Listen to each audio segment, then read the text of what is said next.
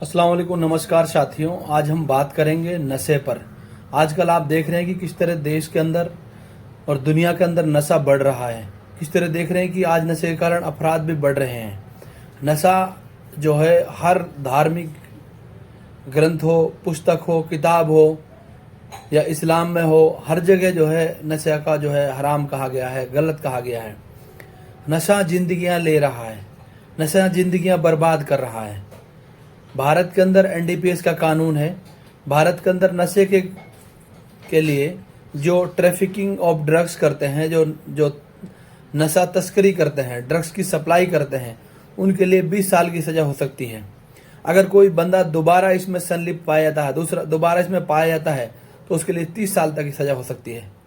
लेकिन अगर आप Singapore, Indonesia, Saudi Arabia, Iran, China, इन सब देशों की बात करेंगे तो इन सब देशों में ड्रग्स की सप्लाई करने वाले, नशा तस्करी करने वाले लोगों के खिलाफ डेथ पेनल्टी की सज़ा है, मृत्यु दंड की सज़ा है। भारत के अंदर सेक्शन 37 कहता है, एनडीपीएस एक्ट 1985 का सेक्शन 37 साफ साफ कहा गया है कि जो अपराध ड्रग्स से संबंधित है, एनडीपीएस के जो अपराध हैं, जो नशे से संबंधित हैं, जहां पर कमर्शियल क्वांटिटी होती है, वहां पे ऐसे लोगों को जमानत ना दी जाए। लेकिन अनुच्छेद 21 कहता है, जो कानून का अनुच्छेद 21 कहता है, जो संविधान का अनुच्छेद 21 कहता है कि स्पीडी ट्रायल हर किसी नागरिक का, हर किसी एक्यूज का मूलभूत अधिकार होता है।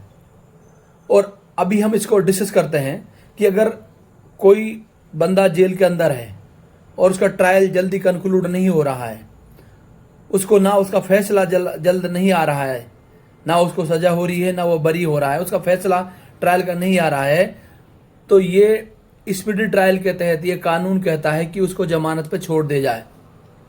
इसमें सुप्रीम कोर्ट का जजमेंट है 2024 का, Javed Ghulam Nabi Sheikh versus state of Maharashtra का, जिस कानून के तहत कहा गया कि under article 21 it just a speedy trial, it just a fundamental right of a particular person, कि अगर उसका ट्रायल का फैसला नहीं आ रहा है तो उसको जमानत दे दी जाए।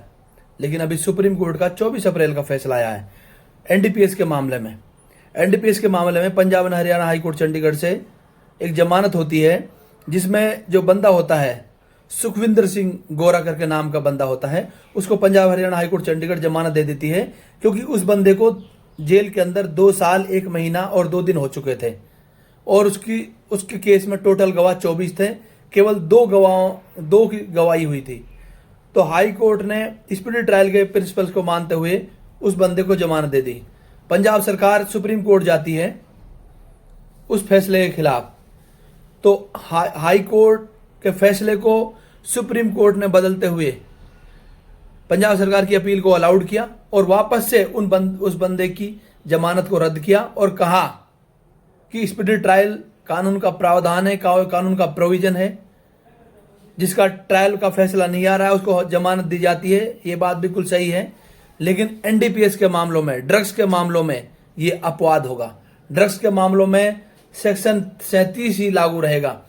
कमर्शियल क्वांटिटी जहां होगी वहां पे स्पीडी ट्रायल के प्रिंसिपल्स को नहीं देखा जाएगा। आज हम अब इसका डिस्कस करते हैं। सूरह मायदा के अंदर, इस्लाम में अगर हम देखें, सूरह मायदा के अंदर और हदीस में नशे को हराम कहा गया है, क्योंकि आदमी अपना दिमागी तनाजुन खो देता है, उसको राइट और रॉन्ग के बीच का फर्क खत्म हो जाता है। अगर हम इसकी अपराध की बात करें, अगर हम सिर्फ शादियों की बात करें, तो लगभग आंकड़े कहते हैं एनसीआरबी के और दूसरे डेटा कहता है कि लगभग 30 से 40% शादियां नशे के कारण टूट रही हैं।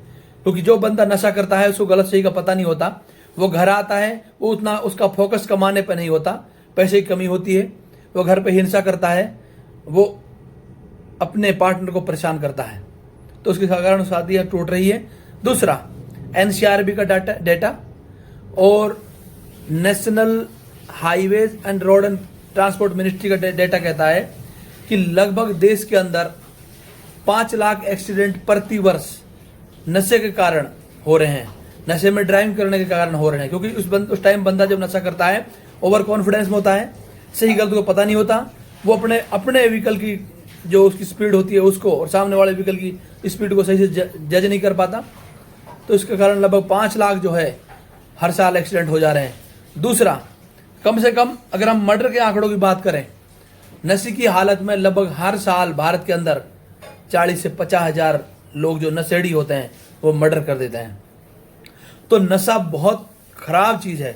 नशा जिंदगियां बर्बाद कर रहा है, नशा परिवारों को तोड़ रहा है। नशे ने जिंदगियां बर्बाद कर दी और भारत के अंदर लगभग हजारों नशा मुक्ति केंद्र खुले हुए हैं। ये जो समस्या है नशे की, ड्रग्स की, ये बहुत विकराल रूप लेती जा रही है, जिससे हमारे नौजवानों की जिंदगियां बर्बाद हो रही हैं। ना वो कमाने के, ना खाने के, ना उनका राष्ट्र के लिए कोई योगदान हो सकता है, क्योंकि वो खुद से ही जूझ रहे हैं।